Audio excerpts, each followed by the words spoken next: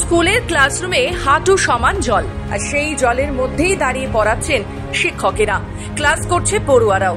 এই দৃশ্য নতুন নয়। বিগত 8 থেকে 10 বছর ধরে বর্ষার মরশুম এলেই পূর্ব বর্ধমান জেলার কাটোয়া 1 ব্লকের গেট গ্রাম পঞ্চায়েতের কলসা অবৈতনিক প্রাথমিক বিদ্যালয়ে এমনই চিত্র চোখে পড়ে।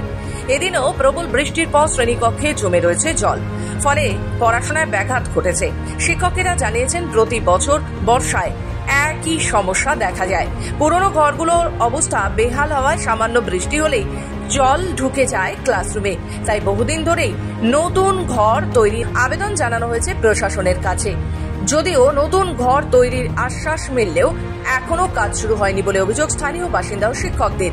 এই বিষয়ে কাটোয়া 1 নম্বর পঞ্চায়েত সমিতির শিশু ও নারী জনকল্যাণ ও ত্রাণ কর্মাধ্যক্ষ তৃষা চ্যাটার্জি জানান, স্কুলে জল জমে থাকার কারণে পড়ুয়াদের সমস্যার কথা আমরা প্রশাসনকে জানিয়েছি।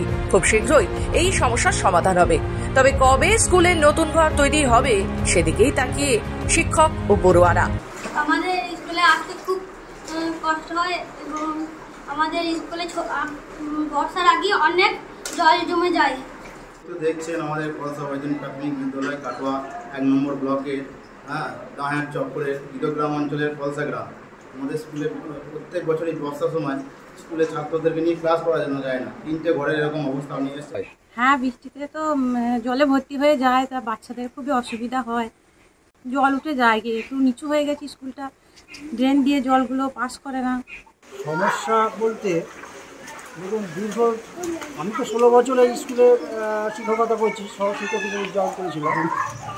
বর্তমানে আমি এখন এইচটি কলেজে 2 বছর দিয়ে করি। হচ্ছে আমাদের এই স্কুলে ছাত্রছাত্রীদের আসার খুবই কষ্ট হয়, মাস্টারদের আসার কষ্ট হয়। এই ড্রেনটা কোনোদিনই পরিষ্কার করে না। তারপর একটু জল হলেই ওইদিকে জল এসে এইদিকে আমাদের স্কুলটা ডুবে যায়।